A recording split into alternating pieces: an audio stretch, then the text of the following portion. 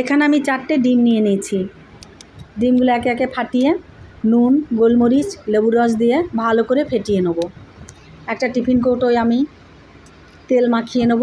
একটা পাত্রে জল দিয়ে কৌটোর মধ্যে ফেটানো ডিমটা দিয়ে আমি ভাপিয়ে নেব। ভাপিয়ে নিয়ে মিক্সিতে আমি রসুন, আদা, কাঁচা লঙ্কা, পেঁয়াজ, টমেটো এটা আমি পেস্ট করে নেব। পেস্টটা হয়ে গেছে, দেখব আমার ডিমটা ভাপা হয়েছে কিনা। হ্যাঁ, হয়ে গেছে। এটা আমি ঠান্ডা করে পিস পিস করে কেটে নেব।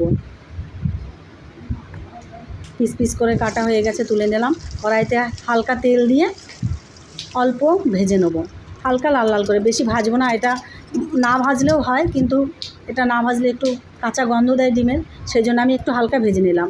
গরম মশলা, তেজপাতা, শুকনো লঙ্কা ফোড়ন দিয়ে কুচনো পেঁয়াজগুলো আমি দিয়ে দিলাম। এটা লাল লাল করে ভেজে নেব। আমার পেস্ট করা মশলাটা দিয়ে দেবো।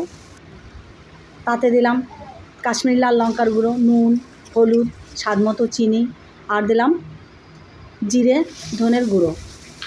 ওটা দিয়ে ভালো করে কষিয়ে নিয়ে আমি রেখেছিলাম পোস্ত বাটাটা দিয়ে কষিয়ে নিলাম। আলুটা আমি আগেই ভেজে রেখেছিলাম, আলুটা দিয়ে দিলাম। আলুটা দিয়ে নাড়াচাড়া করে 2-3 চামচ আমি টক দই দিলাম।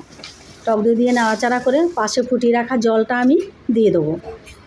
এতে বেশি জল দেয় না, এটা একটু গ্রেভি টাইপের হবে। জল দিয়ে নাড়াচাড়া করে আমি ঢাকা দিয়ে দেবো। ঢাকনাটা খুলে নিলাম।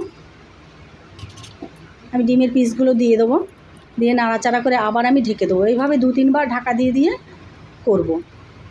তুলে নিলাম। এখন আমি গরম মশলা দেবো, 2-3 চামচ ঘি, নামানোর আগে ধনে পাতাটা দেবো। এইভাবে আপনারা বাড়িতে করে খেয়ে দেখবেন।